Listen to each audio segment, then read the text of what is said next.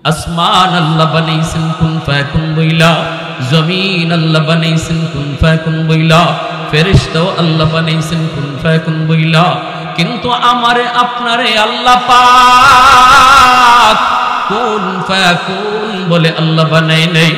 আল্লাহ বলে সব কিছু আমি বানাইছি, সব কিছু আমি আল্লাহ বানাইতে আমার হাত লাগাই নাই, কিন্তু এই মানুষ বানাইতে খালাকতু বিয়াদাইয়া, আমি আমার নিজের হাত দিয়া বান্দা বান্দিরে বানাইছি।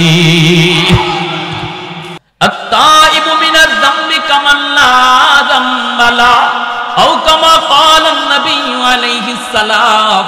এজন্যই আল্লাহর নবী বলেন, তওবাকারী এমন ভাবে সে তওবা করে যেন তার আমল নামায় কোনো গুনাহ থাকে না।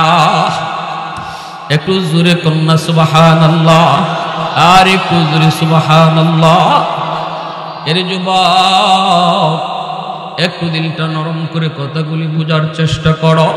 আল্লাহ পাক কি পরিমাণ মায়া করে, কি পরিমাণ আল্লাহ পাক আমাদেরকে মায়া করে, কি পরিমাণ দরদ আল্লাহ পাকের কুদরতি কলিজায় বান্দা বান্দির উপর। হাদিসে কুদসি আল্লাহ পাক রব্বুল আলামিন বলেন, আলা কুল্লা ইয়াউমিন ওয়াল আরদা ইস্তাজিলু রাব্বাহু ওয়াল মালাইকাতু ইস্তাজিলু রাব্বাহু ওয়াল বাহরা ইস্তাজিলু রাব্বাহু।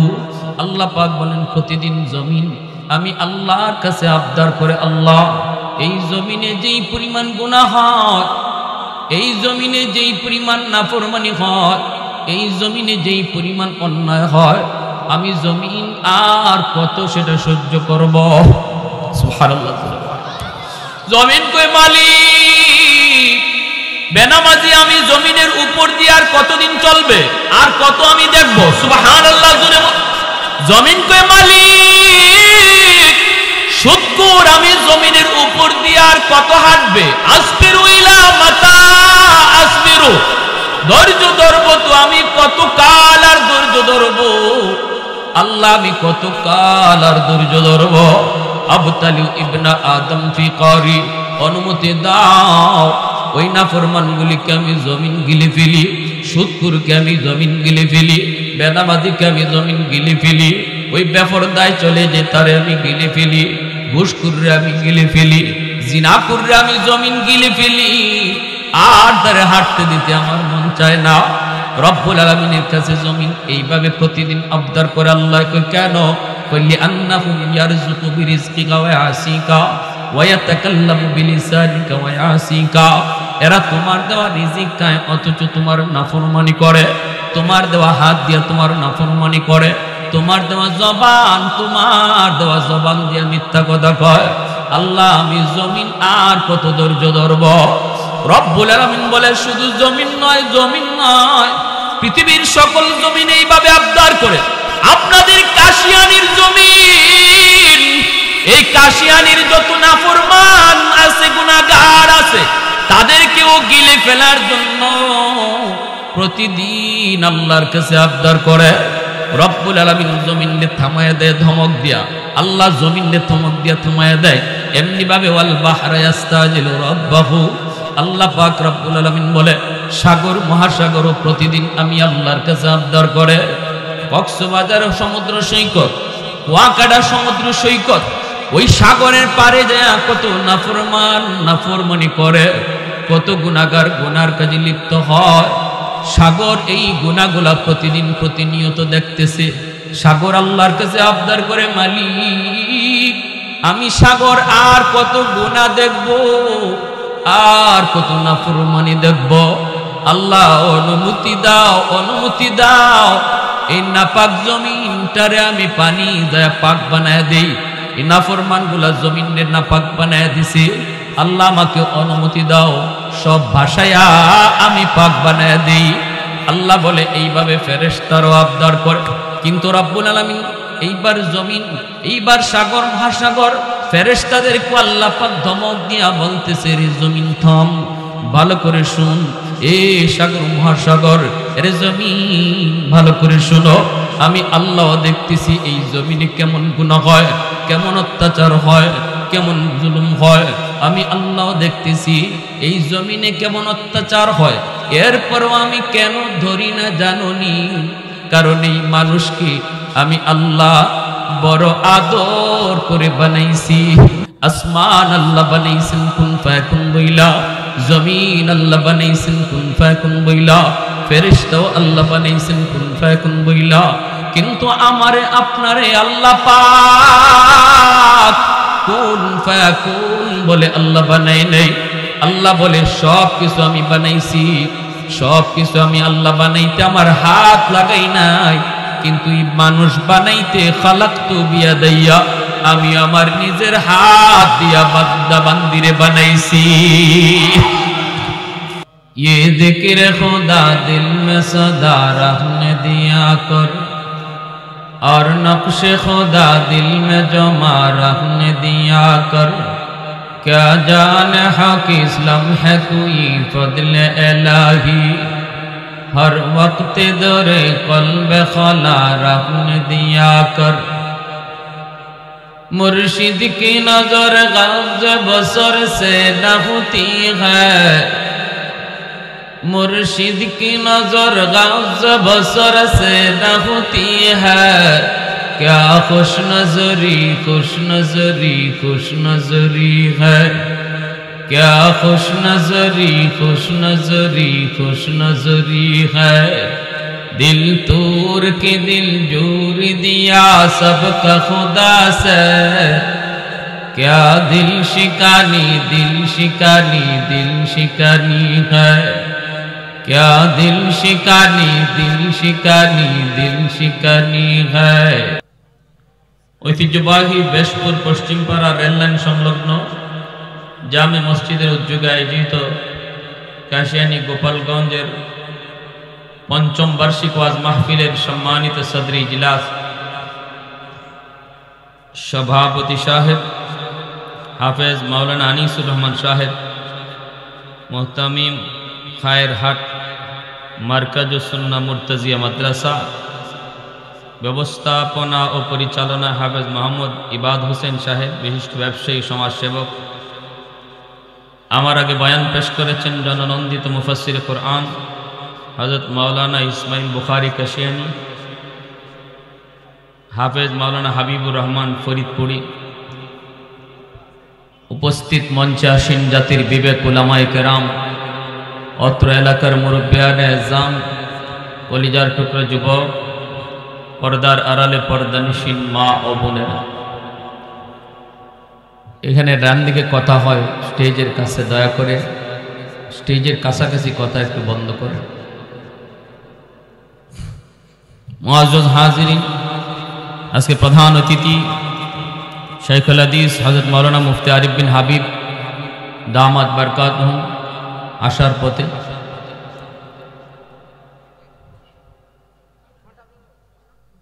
এই মুহূর্তে আল্লাহ আমাদেরকে যাবতীয় শুগুলাত আর পেরেশানি থেকে মুক্ত করে শুধুমাত্র কেবলমাত্র আল্লাহ এবং আল্লাহর রাসূলের মুহাব্বত আর ভালোবাসা অন্তরে নিয়ে কোরআন হাদিসের মাহফিল তথা জান্নাতের বাগানে আসার বসার দিনই কথা শোনার তৌফিক দিয়েছেন।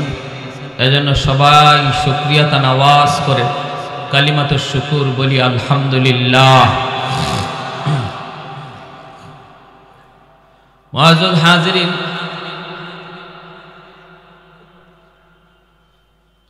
বর্তমান বিশ্ব পরিস্থিতি কেমন আমরা কম বেশি সবাই জানি।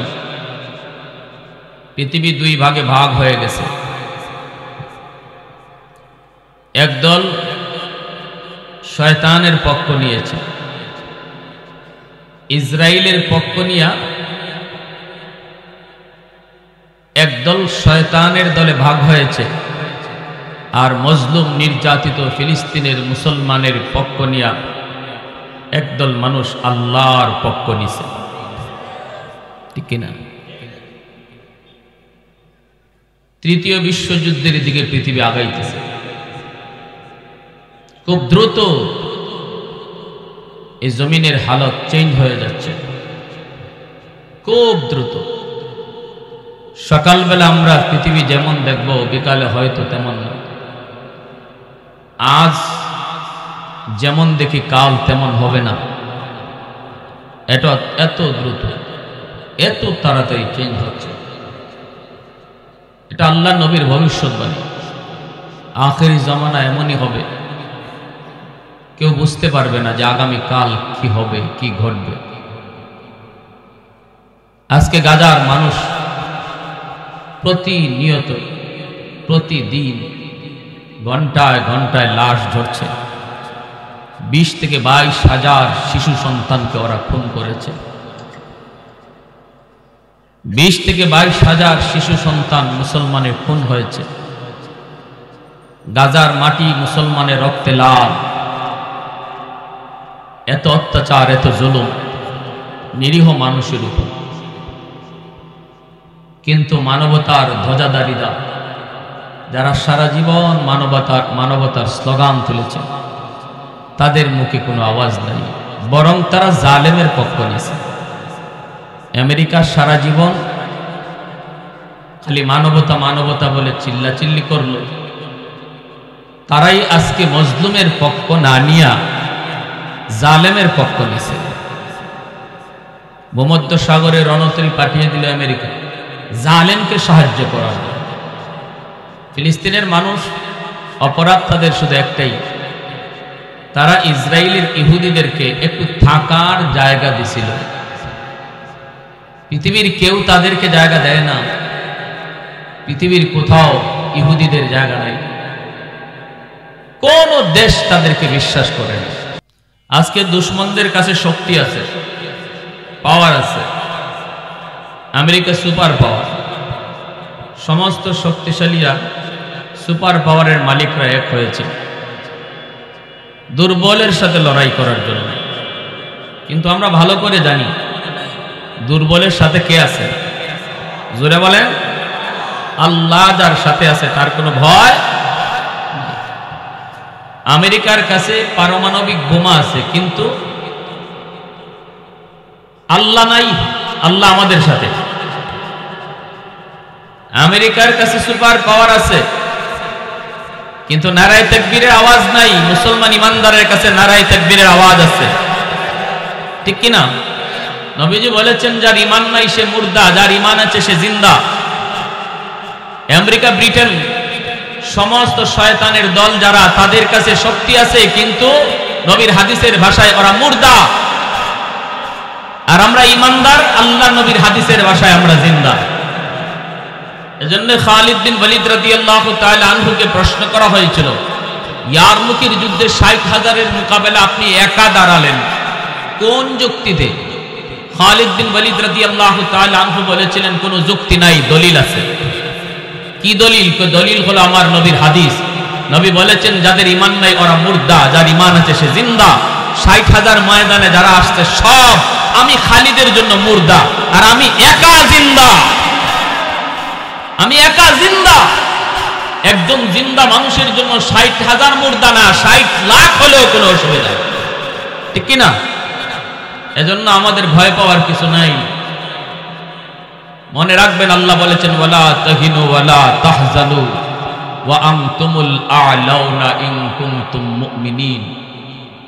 কোনো ভয় তোমাদের নাই, কোনো পেরেশানি নাই, টেনশন করো না, হীনমন্যতায় ভুগো না, বিজয় তোমাদেরই হবে। আল্লাহ বলতেছেন, সুবহানাল্লাহ জোরে বলেন। আল্লাহ বলেন, বিজয় তোমাদেরই হবে যদি তোমরা খাঁটি মুমিন হও। খাঁটি মুমিন কে? যে আল্লাহকে সব সময় পাশে রাখে। ইমানদার আমরা যদি এই মুহূর্তে আল্লাহকে পাশে রাখতে পারি, আল্লাহকে সাথে নিয়ে আমরা ময়দানে নামতে পারি, তাহলে যুদ্ধ আমাদের করা লাগবে না, আল্লাহ নিজেই করবে। ওয়ামা রামাইতা ইয রামাইতা ওয়ালাকিন্নাল্লাহ রামা। আল্লাহ নিজে বলেছেন, বন্ধু বদরে তুমি মারো নাই, মারছি আমি আল্লাহ নিজে।